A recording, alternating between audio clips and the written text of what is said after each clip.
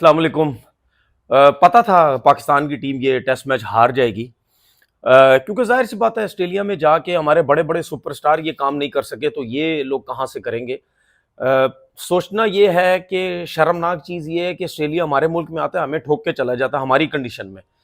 तो हम अगर कोशिश करेंगे उनको उनकी कंडीशन में हराने के लिए तो हमें बड़ा कुछ करना पड़ेगा।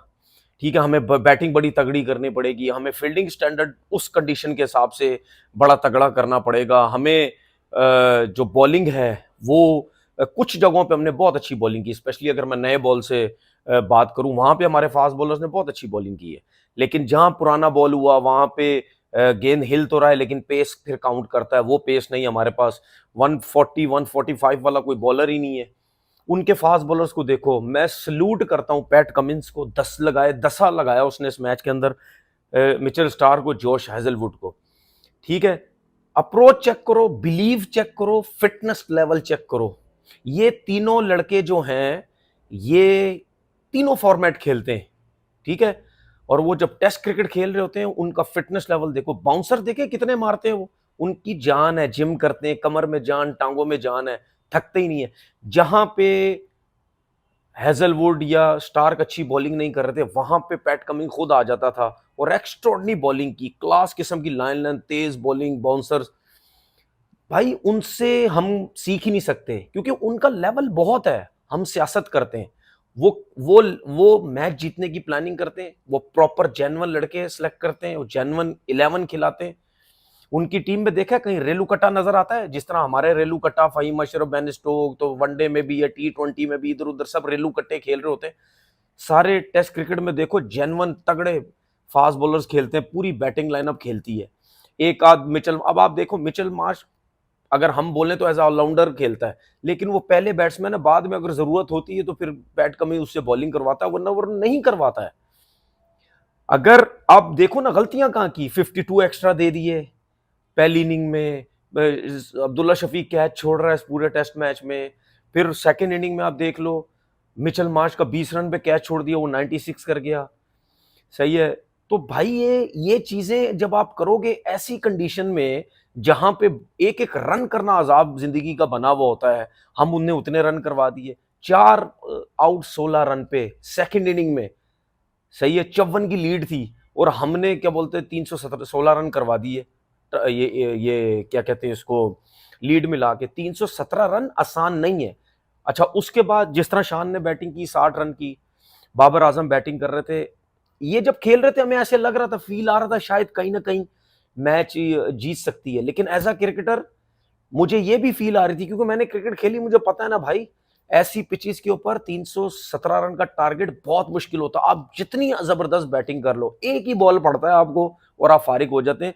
ऐसी पिचेस पे कंसंट्रेशन इतनी लेवल चाहिए होता है। आपकी सोच है, जिसने क्रिकेट नहीं खेली उसको बिल्कुल नहीं पता है, वो तो बड़ी आसानी से कह देगा वो आउट हो गया, उसने गलत शॉट मारा, ये वो।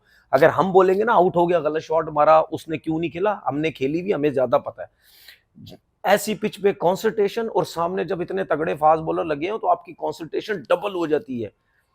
आप देखो 60 रन पे खेल रहा था शान मसूद, कितनी जबरदस्त सामने से बॉल हल्का सा हिला है, उसकी स्लिप लग गई। बाबर आजम पहली इनिंग में 1 रन पे अंदर की बॉल पे बोल्ड हुए, फिर सेकंड इनिंग में वैसे ही हो गया, हालांकि 41 समथिंग पे वो खेल रहे थे। तो बाबर आजम को भी ये चीज देखना है, हालांकि बहुत अच्छा खेल रहा था, मुझे ऐसा लग रहा था कि बड़ी इनिंग खेल जाएगा, लेकिन बात ये है सेट हो रहे थे, वही एक्स्ट्राऑर्डिनरी एक बॉल हुआ उस पर फारिग हो गए। तो ऐसी कंडीशन में रिजवान को देख ले, अब क्रूशल टाइम पे आउट हुआ है शान, क्रूशल टाइम पे आउट हुआ है रिजवान, क्रूशल टाइम पे हुआ है बाबर आजम। रिजवान आउट था, ये जो कोई सोच रहा है ना आउट था या नहीं था, आउट था, क्योंकि उसके ग्लव पे देखें, आधा बॉल ग्लव पे लगा हुआ है, आधा बॉल उसके ये इस पे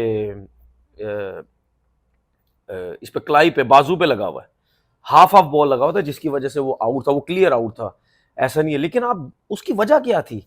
उसकी वजह सिर्फ अप्रोच थी फास्ट बॉलर्स की।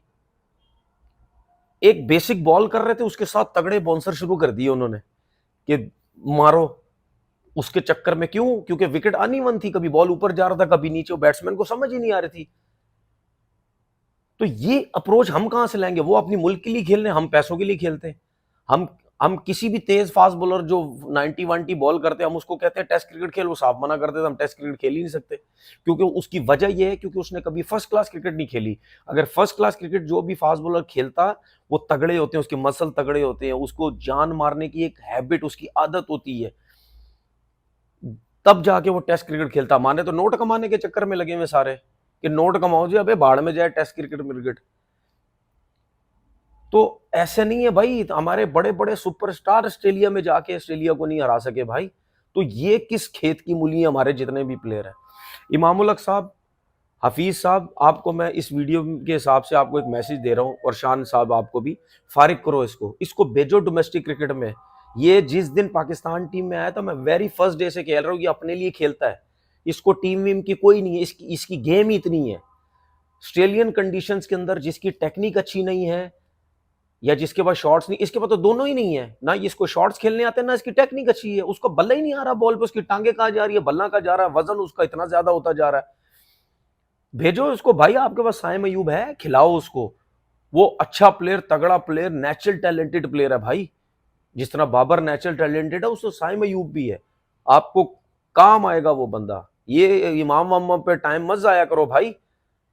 ये मुझे नहीं पता उसको क्या क्या इंजमाम से डरते हो या क्या चक्कर है भाई कि उसको फारिग नहीं कर रहे। फारिग करो इन लोगों को भाई, और कोशिश करो भाई कोई ऐसा तगड़ा फास्ट बॉलर लेके आओ डोमेस्टिक क्रिकेट से जो कुछ अरसा खेला हुआ भी हो और जरा जान भी मारते हो।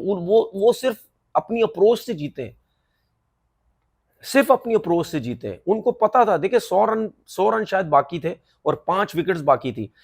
जिस टीम की तगड़ी अप्रोच, बिलीव ना हो ना, कसम से वो मैच हार जाती वो टीम। मैं चैलेंज के साथ कर रहा हूं, 100 रन बनवा देती 5 विकेट जो बाकी थी। उनको बिलीव बहुत है, वो उसकी वजह ये क्योंकि उनकी हैबिट है, उनकी क्रिकेट शुरू से ऐसे ही है, उनको सिखाया ही जाता है कि भाई आखिरी रन तक आपने एफर्ट करनी है। उसकी वजह ये क्यों सिखाया जाता है, क्योंकि बहुत से ऐसे मैचेस आपने भी देखे हैं, मैंने भी देखे हैं कि आप सोच भी नहीं सकते थे कोई टीम मैच जीत जाती है, या आप सोच भी नहीं सकते थे कोई टीम मैच हार जाती है। एक एक ओवर में 4-4 विकेटें गिर जाती हैं, एक एक ओवर में 30-30 रन बन जाते हैं, एक एक स्पेल के अंदर 5-5 विकेटें गिर जाती हैं। तो भाई इसीलिए उनकी अप्रोच है, उनको यही सिखाया जाता है कि भाई आखिरी तक हिम्मत नहीं हारनी।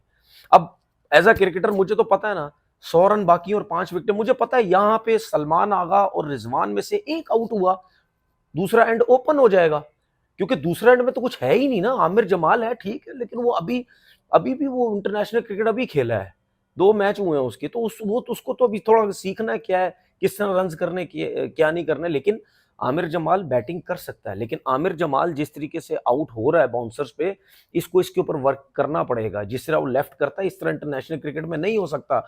हमारे लोग इतना मजाक बनाते हैं समझा हुआ इंटरनेशनल क्रिकेट को कि जिसकी फिटनेस नहीं है उसको सिलेक्ट कर लेते हैं, डंडे यहाँ पे लगते हैं, जिसकी डोमेस्टिक परफॉर्मेंस नहीं है उसको सिलेक्ट कर लेते हो। भाई इंटरनेशनल क्रिकेट का लेवल कुछ और है।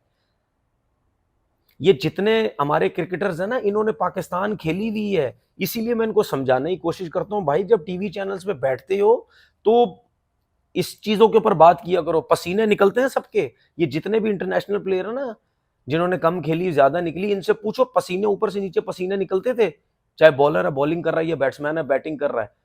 पूछो इनसे, ये कैमरे से हटके यही बोलेंगे यार इंटरनेशनल क्रिकेट खेलना किसी खाला का घर नहीं है, चाचे मामे का काम नहीं है। वहां फिटनेस चाहिए होती है, वहां स्किल्स चाहिए होती है। हम तो ऐसे ऐसे लड़कों को आराम से इंटरनेशनल क्रिकेट खिला देते हैं जैसे कोई जो है मजाक है। वो इंडिया को देखा साउथ अफ्रीका से कितने बुरे तरीके से आ रहा है। हालांकि इंडिया की बैटिंग लाइनअप तो चेक करो, स्किल्स वाइज भरी हुई, टैलेंट वाइज भरी हुई, अप्रोच वाइज भरी हुई, सब कुछ है। लेकिन क्या हाल हुआ है, वो भी स्ट्रगल कर रही है बैटिंग लाइनअप साउथ अफ्रीका में, इनिंग से हार गई है मैच। सोचो आप, तो वो जब स्ट्रगल कर सकती तो हमारे प्लेयर क्या कर सकते हैं। सिर्फ पार्टनरशिप की जरूरत थी। अगर ये शान मसूद ने 60 किए, ये बाबर ने 40 किए, ये रिजवान ने रन्स किया, आगा ने किए, इसका मतलब ये है कि एबिलिटी है सब में। इन इन पिचेस पे इन बॉलर्स के खिलाफ रन्स कर सकते हैं, लेकिन क्या है, बड़ी पार्टनरशिप नहीं लगी। जहां पे वो हावी होते हैं हम लोग बैकफुट पे चले जाते हैं। मुझे तो पता ना अपने पाकिस्तानी बैट्समैनों की अप्रोच, जहां बाउंसर्स लगते हैं बैकफुट पे चले जाते, सर पे ना लग जाए, मुंह ना फट जाए, हाथ ना टूट जाए, ये ना हो जाए, बखी पे ना लग जाए, वो घबरा जाते हैं एकदम से। जिसकी वजह से यही तो चीजें होती हैं कि किस तरह जो है वो हमने टेस्ट क्रिकेट खेलनी है। सीरीज हार गए, अब खत्म हो गई। क्या मैं भी बोलूं कि शान मसूद की कप्तानी की वजह से हारे? मैं ये बात नहीं करूंगा, मैं ये बात नहीं करूंगा। मैं ये जरूर बात करूंगा वो आया ही गलत, चाहे वो अपने 60 रन कर रहा है, चाहे 50 कर रहा है, ये जो भी कर रहा है, वो आया ही गलत। जिसकी परफॉर्मेंस नहीं होती वो तो सब पता चलता है, डंडे पे आया, पर्ची पे आया, और नजर आता है। क्योंकि दुनियाई क्रिकेट में ऐसा कभी नहीं होता जिसकी 17 इनिंग में एक 50 है और वो पाकिस्तान टीम का कप्तान बन जाए, ऐसा कभी नहीं होता। लेकिन मैं फिर भी बोलूंगा कि नहीं, पूरी टीम की वजह से ये टेस्ट मैच जो है वो हारी है ये टीम। पूरे मैच में इतनी इतनी गलतियां की, उनको मैच आपने बना के दे दिया। अगर आप खुद नोट कर लो, अगर आप मिचेल मार्श का कैच नहीं छोड़ते, 52 रन एक्स्ट्रा नहीं देते, अब्दुल्ला शफीक कैच छोड़ा वार्नर का, ये सब कुछ ना होता, आप देख लें, आप इजीली ये जो है वो मैच जीतते। खैर, सीरीज हार गए। अब भाई अगला टेस्ट मैच है तीसरा, उसमें जो लड़के आप खिला सकते हैं, नए लड़के, उनको खिलाएं। अपना बहुत बहुत ख्याल रखिएगा। अल्लाह हाफिज।